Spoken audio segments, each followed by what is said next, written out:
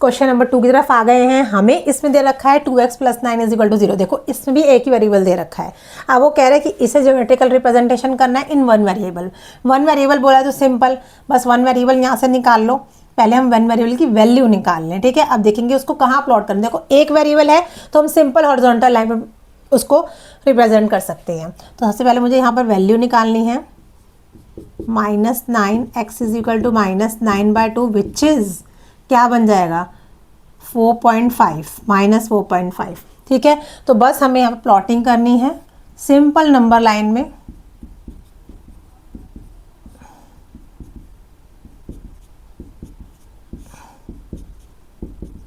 तो 4.5 कहाँ होगा, देखो माइनस में चाहिए, माइनस में तो इधर जाएंगे। 4.5 का कहाँ होगा, -4 और -5 के बीच में।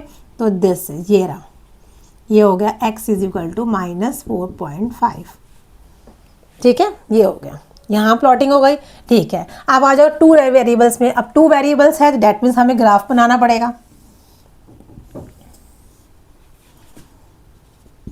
ठीक है। और ग्राफ बनाने से पहले हमें क्या करना पड़ेगा, वैल्यूज निकालनी पड़ेंगी, सिंपल, ठीक है। तो इसको सबसे पहले हमें कैसे करना है, हमें पहले इसको 2 वेरिएबल्स में लिखना है अपनी इक्वेशन को।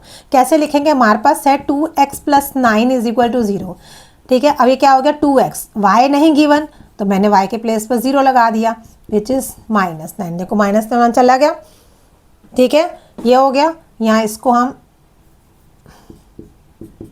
ऐसे लिखते हैं, ठीक है, अपनी स्टैंडर्ड टर्म में, स्टैंडर्ड इक्वेशन में, ठीक है। लिख दिया हमने, समझ में आ गया। बस अब यहाँ से हम वैल्यूज़ निकालेंगे। अब वैल्यूज़ कैसे निकलेंगी, इफ़ y को भी रखते हैं क्योंकि y से हम ईजिली निकाल सकते हैं।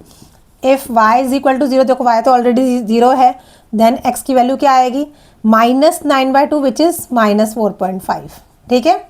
मैंने पॉइंट में ही ले लिया क्योंकि हमें पॉइंट में प्लॉट करनी है, ठीक है। अब वही, अगर मैं y को 1 रखूँगी तब भी कोई फ़र्क नहीं पड़ेगा, 0 ही आएगा।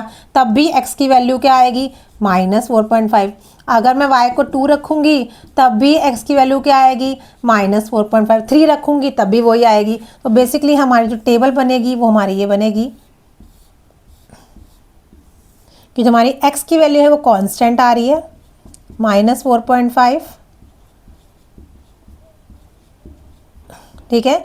और y की वैल्यू चेंज होती जा रही है जो भी, ठीक है। बस इसको प्लॉटिंग करनी है।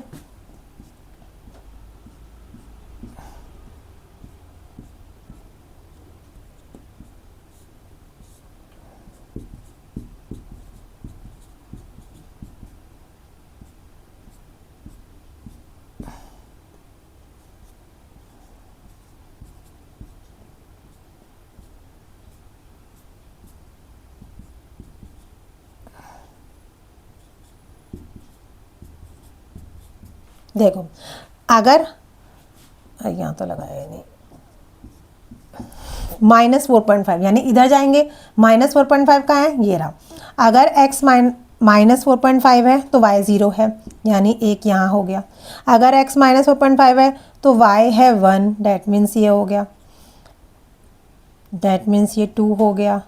अगर -4.5 तो 3 हो गया। तो डैट मीन्स देखो मैंने क्या कहा था कि अगर x की टर्म में दे रखी है इक्वेशन तो क्या आएगा, वो पैरेलल टू y एक्सिस। देखो पैरेलल आ रही है ना, ये स्ट्रेट लाइन आ रही है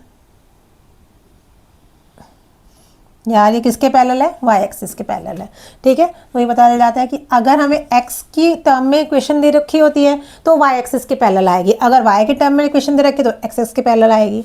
समझ में आ गया। तो ये हमारा हो गया 4.4 के 2 क्वेश्चन हमारे कंप्लीट होते हैं। और यहाँ पर हमारी चैप्टर जो ख़त्म हो जाता है, हमारी एक्सरसाइज भी ख़त्म हो जाती है, हमारा चैप्टर भी ख़त्म हो जाता है। आई होप आपको सारा चैप्टर समझ में आया होगा।